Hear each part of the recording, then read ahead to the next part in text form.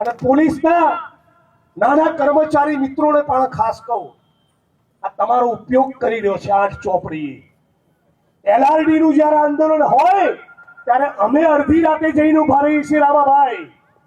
Fix પગાર outsourcing કોન્ટ્રાક્ટની નાબૂદીની વાત હોય તો અમે લડીએ છીએ નાના કર્મચારીઓ માટે. પોલીસ કોન્સ્ટેબલ ભાઈઓ ઉપર કોઈ પ્રશ્ન આવે તો વિધાનસભામાં કોંગ્રેસ પાર્ટી અને અમે લોકો તમારા માટે લડીએ છીએ. તમે મહેરબાની કરીને 8 ચોપડી પાસના હાથા ના બનતા. એમને સવાલ પૂછજો કે તમારા પોલીસ કોન્સ્ટેબલ ભાઈઓના વેલફેરના નાણાં કોના ગજવામાં જાય છે, એનો હિસાબ તમને નહીં આપે. તમે સવાલ પૂછો કે કેમ આઈપીએસ અધિકારીઓનો ગૃહ વિભાગ સાથે મળીને કોન્સ્ટેબલ હેડ કોન્સ્ટેબલ ભાઈઓનું યુનિયન અને સંગઠન બનાવવા દેતા નથી. મારી વિરુદ્ધ રેલી કરવાથી, જિગ્નેશભાઈ મુર્દાબાદના 2-4 નારા લગાવવાથી તો મારી તો પેટનું પાણી ના લે યાર. તમને હજી મારો જીગરો ખબર જ નથી. 8 ચોપડી હું 1 વર્ષ માટે મારી પાર્ટી મૂકી દઉં ચાલ, અને તું બી 1 વર્ષ માટે તારી પાર્ટી મૂકી દે, અને પછી નીકળી હિન્દુસ્તાનની સડકો પર તો ખબર પડે મારી શું હેસિયત છે અને તારી શું ઓકાત છે. 8 ચોપડી આ તો 1500-2000 બિચારા પોલીસ કોન્સ્ટેબલ મિત્રો, એનો પરિવાર હેડક્વાર્ટરમાં રહેતો હોય, એની કાનબટ્ટી ઉપર બંદૂક મૂકીને જાઓ ને તો સસ્પેન્ડ કરીશ, જાઓ નહીં તો તમારી ટ્રાન્સફર કરી. એમ બિચારા ગરીબ સામાન્ય ખેડૂતના દીકરા જે લોકરક્ષક બને, કોન્સ્ટેબલ બને, હેડ કોન્સ્ટેબલ બને, એને દબાઈ દબડાઈને એની પર પાવર કરીને મારી વિરુદ્ધ રેલી કરાવો છે. મૂર્ખ, તારું ચણોય નહીં આવે. તું જે મને પૂરો ઓળખતો નથી, અને તું છે શું? ઉપરમાં તારા જે આકાઓ બેઠા છે એનું ફોલ્ડર છે, ફોલ્ડર. અને હું પીડિત શોષિત વંચિતોનો અવાજ છું. અને નેતા એ ગુજરાતની જનતા અને ગુજરાતના પીડિત શોષિત વંચિતોએ બનાવ્યો છે. અને સાંભળી લેજો ભારતીય જનતા પાર્ટીના મિત્રો, કબીર સાહેબે કહ્યું છે, માટી કહે કુંભાર से तू क्या रोंदे मोहे, एक दिन ऐसा आएगा मैं रोंदूंगी तोहे. તમારો પણ વારો આ જન્મમાં નીકળવાનો છે. અને તમને એ પણ કહું મિત્રો, આ 1 દિવસની રીલ બનાવવા માટે કરેલો કાર્યક્રમ નથી. 1 દિવસના વિડીયોને વાયરલ કરાવવા માટે કોંગ્રેસ પાર્ટીએ કરેલો કાર્યક્રમ નથી. હવે કોંગ્રેસ પાર્ટી તરફથી આ સન્માનનીય મંચ અને આખા કોંગ્રેસ પરિવારનો સંકલ્પ છે કે ગુજરાતની બહેન દીકરીઓ માતાઓને વિધવા નહીં થવા દે. ગુજરાતના યુવાનોને ડ્રગ્સના રવાડે ચડવા નહીં દઈએ. ગૃહમંત્રી તરીકે તમારી જવાબદારી બનતી હતી પોલીસના મિત્રોને એ કહેવાની કે જિગ્નેશભાઈની વાત ખોટી નથી. જિગ્નેશભાઈને ફરિયાદ બહેનો અને માતાઓએ કરી હતી. એ બહેનો અને માતાઓએ મને કીધું કે જિગ્નેશભાઈ 5 વર્ષ સુધી અમે ફરિયાદો કરી છે કે અહીંયા દારૂ વેચાય છે, ડ્રગ્સ વેચાય છે, ગાંજો મળે છે, છતાં કોઈ અમારું સાંભળતું નથી. એટલે મારો બાટલો ફાટ્યો છે. હા, ડોક્ટર હાઉસની પાછળ બી વેચાય છે. કોઈ ઈડરમાં વેચાય છે? મોટેથી બોલો, ખબર પડે. ઈડરમાં વેચાય છે દારૂ? જુગારના અડ્ડા ચાલુ છે? પોલીસ સપ્તાહ ખાય છે? હા, નાના આ બી નાના ત્યાં સુધી કહું, એસએમસી ની જે રેડ પડે છે ને, આ પોલીસના મિત્રોને બી કહું, એસએમસી ની જે રેડ પડે છે એ વિકેટ કોની પાડે? ખાલી કોન્સ્ટેબલની, હેડ કોન્સ્ટેબલની, એએસઆઈની, પીએસઆઈની, અને બહુ તો કોઈ પીઆઈની વિરુદ્ધ કાર્યવાહી કરે, પણ કોઈ એસપીની સામે કાર્યવાહી કરતા નથી. બોલું છે તે બોલ્યું, એમાં કરી તે અસી કારીગરી, સાંભેલું વગાડે તો જાણું કેટલું સાણવા છે. હે, બનાસકાંઠાથી નીકળતો દારૂ જે ટ્રકોના માધ્યમથી ભરીને રાજસ્થાનથી ગુજરાતની પોલીસ જે દારૂ મંગાવે છે, ઈડરમાંથી જે નીકળે છે એ બનાસકાંઠાથી નીકળીને પાટણ જાય, પાટણથી નીકળીને મહેસાણા જાય, મહેસાણાથી નીકળીને ગાંધીનગર જાય, ગાંધીનગરથી નીકળીને અમદાવાદ જાય, તો ત્યાં સુધી જે જિલ્લાના પોલીસ વડાઓ જે શું કરે છે? લચ્છા લપેટે છે, એ મંજીરા વગાડે છે. સસ્પેન્ડ કરવાની વાત આવે, એક્શન લેવાની વાત આવે ત્યારે કોન્સ્ટેબલની વિકેટ પાડવાની, અને હપ્તો કમાવાની વાત આવે તો 50 લાખ કરોડ 2 કરોડનો હપ્તો જિલ્લા પોલીસ વડાએ ખાવાનો. આની સામેની અમારી લડાઈ છે. અને ફરી કહું છું, આખા ગુજરાતના પોલીસના મિત્રો માટે જે પણ મિત્રો નિષ્ઠાવાન, પ્રમાણિક અને ઈમાનદારીથી કામ કરે છે એને આખી ગુજરાત કોંગ્રેસ પરિવાર તરફથી અમે સેલ્યુટ કરીએ છીએ. પણ જે લોકો દારૂ, જુગાર અને ડ્રગ્સમાંથી કમાય છે એવા ભ્રષ્ટાચારીઓના તો પટ્ટા ઉતરવા જ જોઈએ.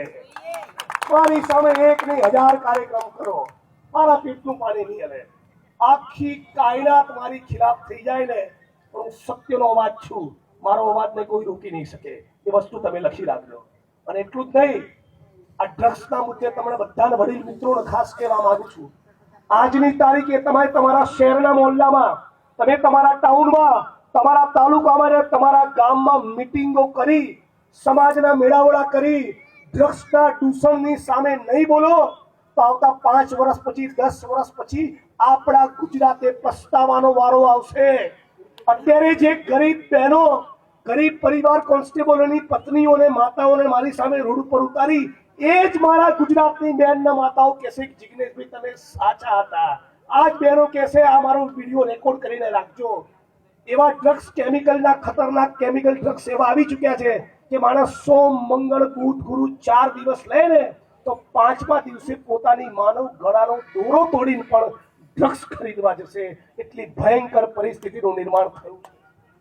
દારૂનું વ્યસન, દારૂની બધી કદાચ છૂટી જાય, તમે એનું રિહેબિલિટેશન કરો, પણ ડ્રગ્સની ચુંગાલમાં એકવાર માણસ ફસાયો પછી એ પતી ગયો. એ દીકરાને કે દીકરીને તમારે ભૂલી જવા પડશે. એટલા ખતરનાક આ ડ્રગ્સો છે.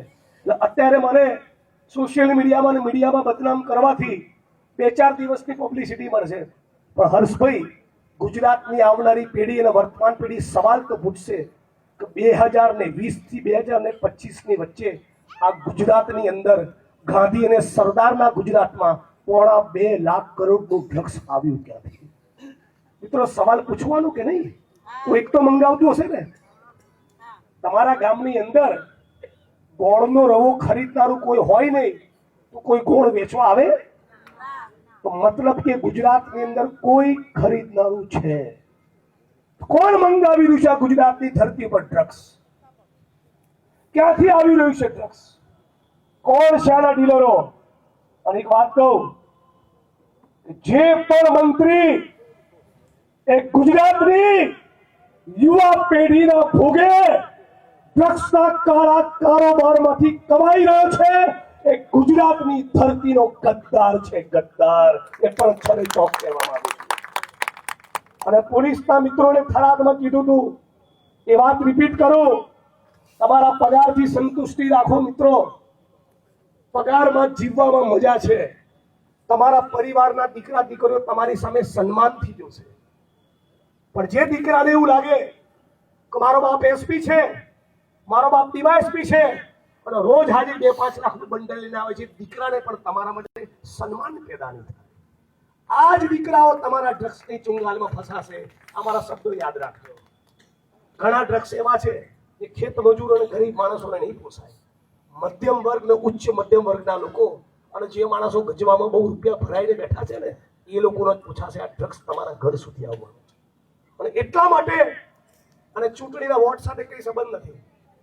ચૂંટણીના 2 વોટ પ્લસ થાય કે માઇનસ થાય, અમુક વસ્તુ તમારે બોલવી પડે.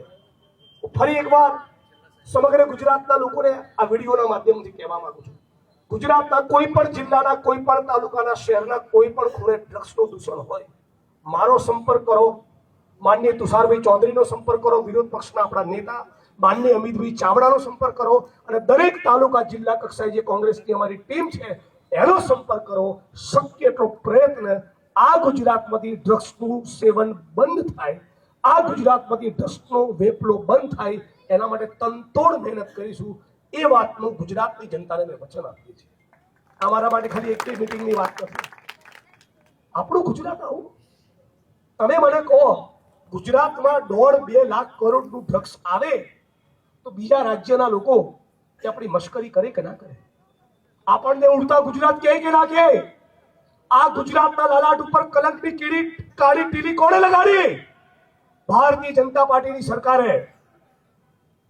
અને આપણે બધા જાણીએ છીએ, આખા ગુજરાતના જે પણ આઈપીએસ અધિકારીઓ એ દારૂમાંથી કમાય એનું ભેગું થયેલું બંડલ કોના ગજવામાં જાય? મંત્રીના ગજવામાં જાય. એ જ પ્રમાણે જે માણસો ડ્રગ્સના કાળા કારોબારમાંથી કમાતા હોય એનું બંડલ પણ કોના ગજવામાં જાય? મંત્રીના ગજવામાં જાય. હે ગુજરાતના મંત્રીઓ, હે ગુજરાતના આઈપીએસ અધિકારીઓ, થોડા તો તમે એટલા વિવેકી બનો કે તમારા મા બાપ તમને જોઈને લાજે. આ ધંધા ગુજરાતમાં બંધ કરો. આ બેન દીકરીઓ માતાઓની સામું જુઓ. અમારા ગુજરાતની બહેનો માતાઓની ચિંતા કરો. હજારોની હજારો બહેનો છેલ્લા 25 વર્ષના ભારતીય જનતા પાર્ટીના શાસનમાં વિધવા થઈ. હજી કેટલી બહેનોને આપણે વિધવા કરી છે? હજી કેટલા યુવાનોને ડ્રગ્સના રવાડે ચડાવવા છે? આપ સૌને મારી વાણીને વિરામ આપતા પહેલા વિનંતી કરું છું કે સાથે મળીને બધા સંકલ્પ કરીએ. આપણું ગુજરાત એ ડ્રગ્સ મુક્ત બનવું જોઈએ.